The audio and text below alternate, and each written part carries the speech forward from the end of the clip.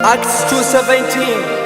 In the last days I'll pour my spirit upon everybody with a fresh. Saints who listen this song tonight, it's a day of worshiping the Lord. The Spirit of the Lord is hovering wherever you are, and God is ready to touch your life and heal you when you worship Him in truth and spirit. I feel the cloud of the Holy Spirit. Holy Spirit is in this place tonight. I feel the cloud of the Holy Spirit fall.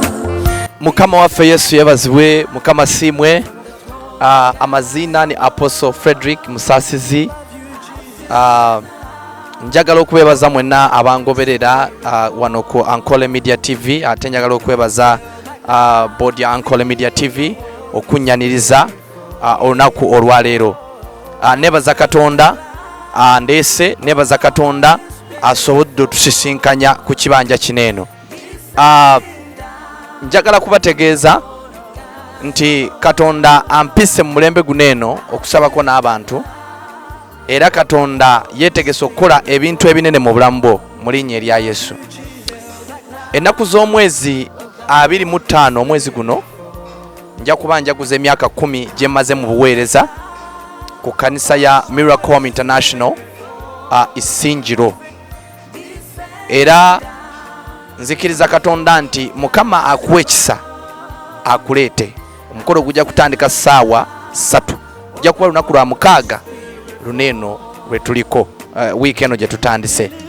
So mbadde nkusaba yonna gy'oli, bw'oba oli kumpi osobola okutuukawo. Bw'otuukawo no embalala okwata bukwasi motoka nekutwala bayitawo Lugaaga oba mu kikoona waliwo emotoka ezidde Lugaaga. Bw'otuukawo obuuza Apostle Fredric, tewali atategeera linnya eryo.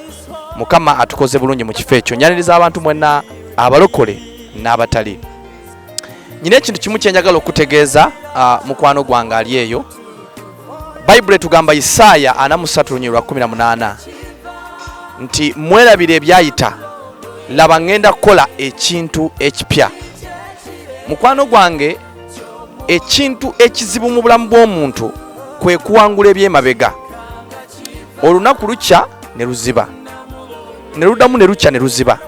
Naye sometimes tugenda okwesanga nga bye twabaddemu jjo bizze mu lunaku luno olwaleero.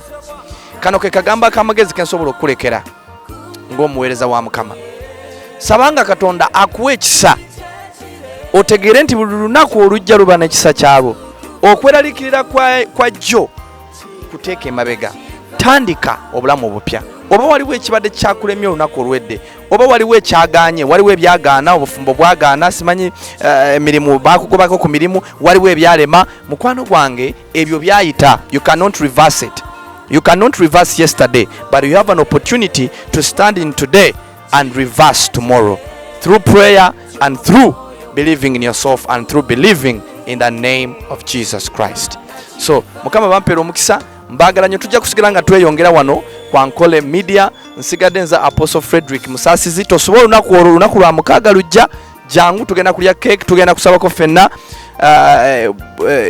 Bw'otuuka mu kikoona wano embalala olinya bulinnya emmotoka ekutwala Lugaaga, obuuze ekkanisa bagita Miracle Home International. Tujja kuba n'abayimba ab'enjawulo, Peterson n'abalala bajja kubaayo. Mukama abampeera omukisa. I love you and I can't wait to see you. Ndabakiriye mu izina lya Yesu. Imani bagirire neza muuza.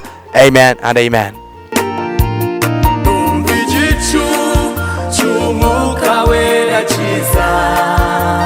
Igicu cyawe